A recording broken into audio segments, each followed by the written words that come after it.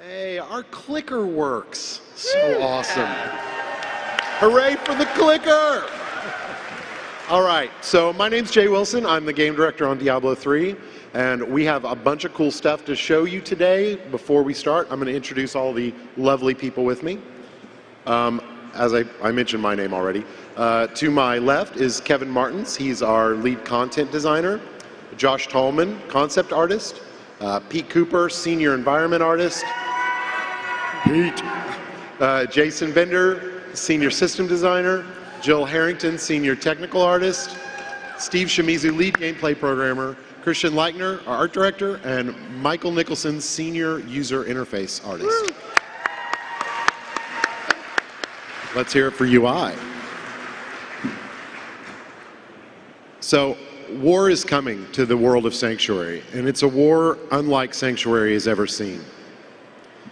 20 years ago in the Diablo universe, the three, Baal, Mephisto, Diablo, they were taken down by humanity. Yeah, and thank you for that, by the way. We appreciate it. So, hell shuddered in fear. They've spent the last 20 years preparing for their revenge. So today what we're going to talk to you about is how we build a world under siege by all of the forces of hell. We're going to start with story and go into environment, and we're also going to show you a little bit about the tools of the trade that you're going to use to fight that coming war. So I'm going to turn it over to Kevin.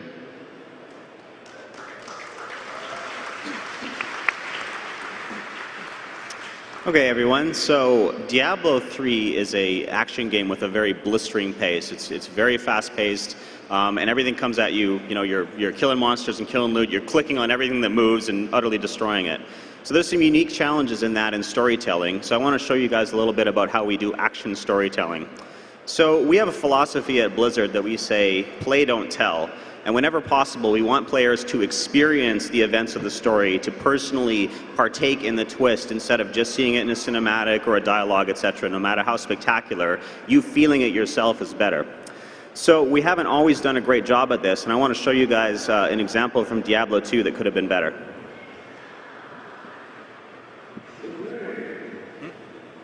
Greetings, stranger. I'm not surprised to see your kind here. Many adventurers have traveled this way since the recent troubles began. He goes on. No doubt you've heard about the tragedy that befell the town of Tristram. Some say that Diablo, the Lord of Terror, walks the world again. I don't know if I believe that, but a dark wanderer did travel this route a few weeks ago. He was headed east to the mountain pass guarded by the rogue monastery. Maybe it's nothing, but evil seems to have trailed. War's a good man, but he just won't shut up. And you know, in Diablo, you really want to click on everything that moves until it blows up in bloody chunks and treasure. So,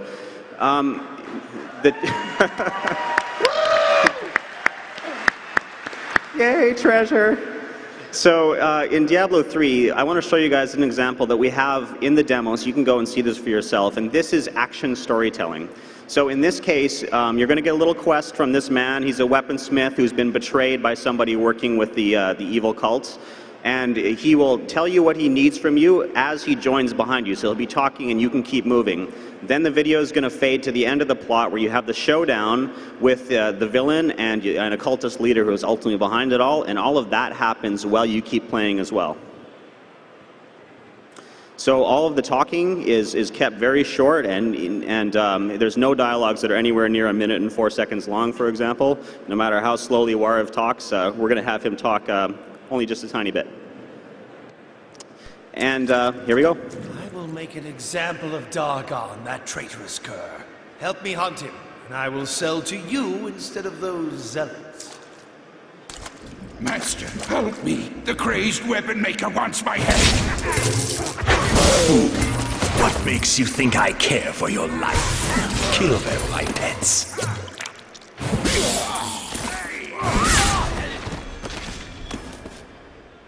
Now that Dargon is dead, no one shall question my reputation or my resolve. Now to my goods.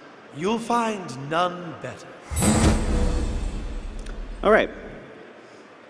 So the other thing we want to talk to you about is opt-in storytelling.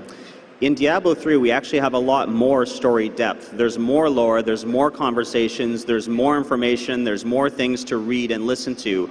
But all of it, not all of it, the vast majority of it is opt-in. The player can experience it when he wants to.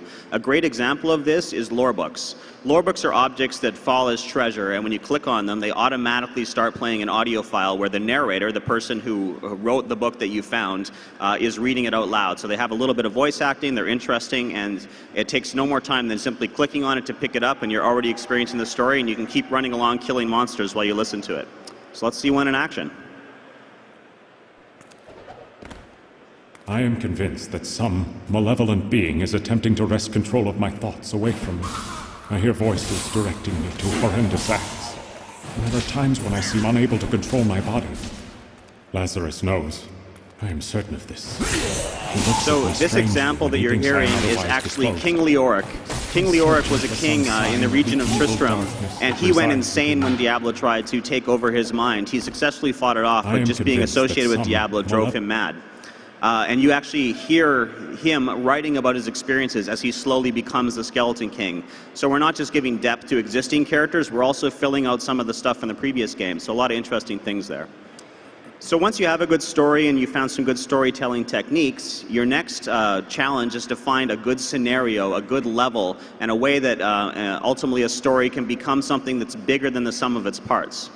So a perfect story for a Diablo game is a siege. Basically, everyone understands it instantly. It requires very little explanation. Whether you're an attacker or an defender, everyone knows how a siege works. More than that, it's easy to design awesome action for.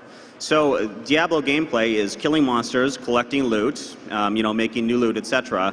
If you have the walls of a keep that's being besieged by demons, and in a few seconds we're going to show you Bastion's Keep and an army of demons, the biggest army of demons that has ever besieged the world of Sanctuary, you're the only person that stands between them and total annihilation.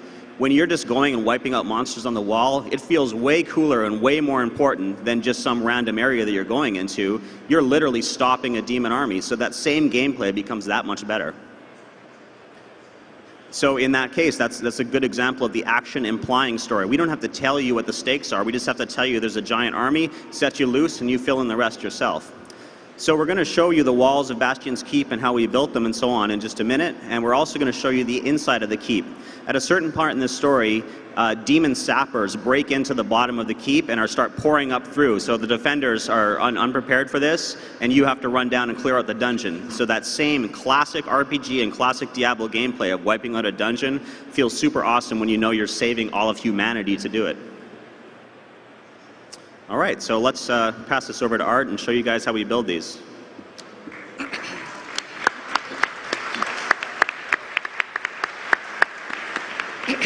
All right, so when design and story come up with an idea like that for gameplay, it's then concept team's job to take over and to give that idea visual form.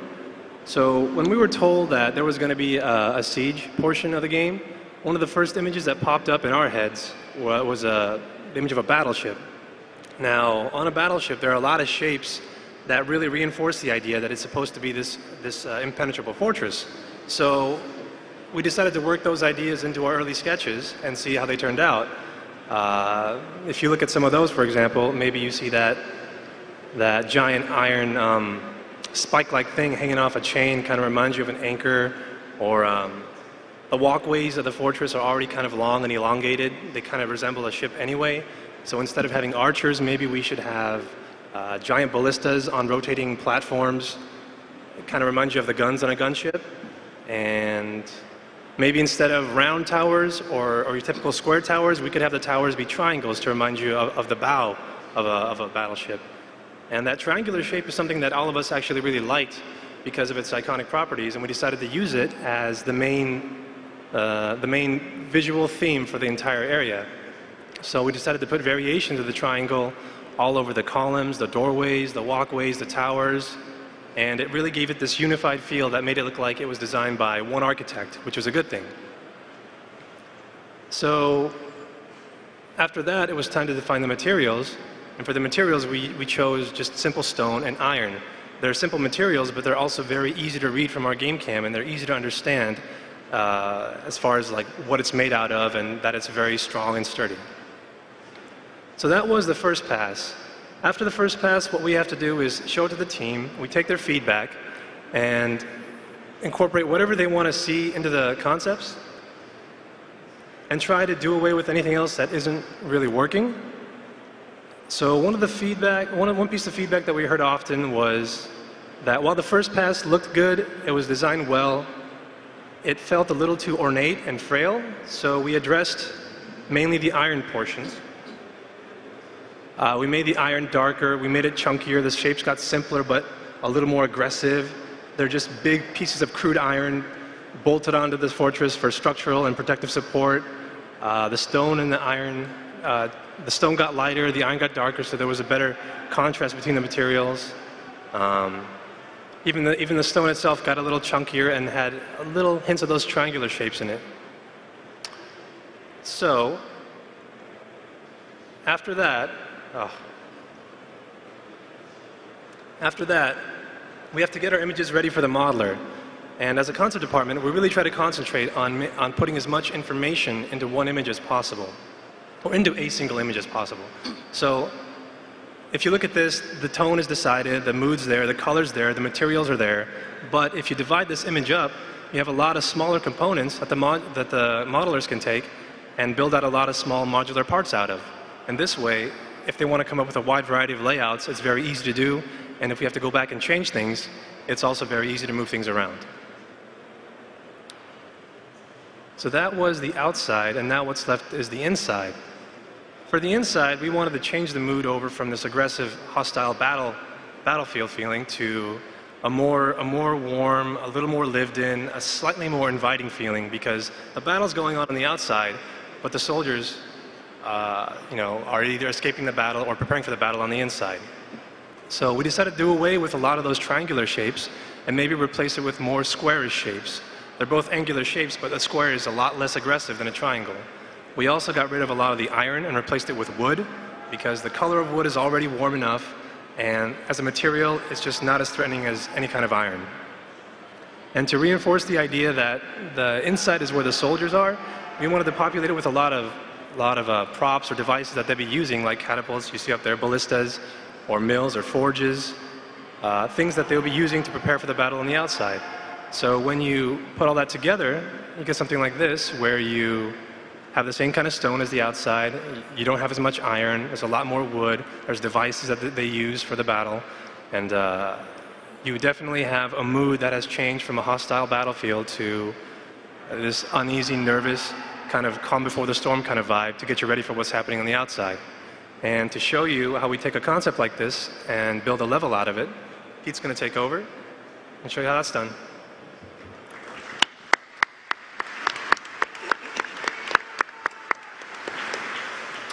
Thanks, Josh. Great job.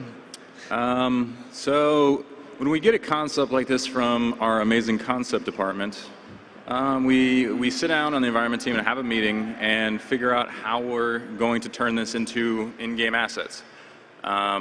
This particular concept is actually really fantastic because from this one shot we get a lot of mood and depth, and we get all the materials we need. So it's incredibly useful. So in this, we figure out how we're going to break it up into components, walls and floors and pillars and etc. So once we have that, we start building. So here's a quick video showing a gray box version. So we build walls, pillars, bridges. We figure out the gameplay space. In this portion of building, there's a lot of back and forth between us and design to figure out the gameplay space, make sure it doesn't feel too confined, doesn't feel too open, has a nice feel, nice flow to it.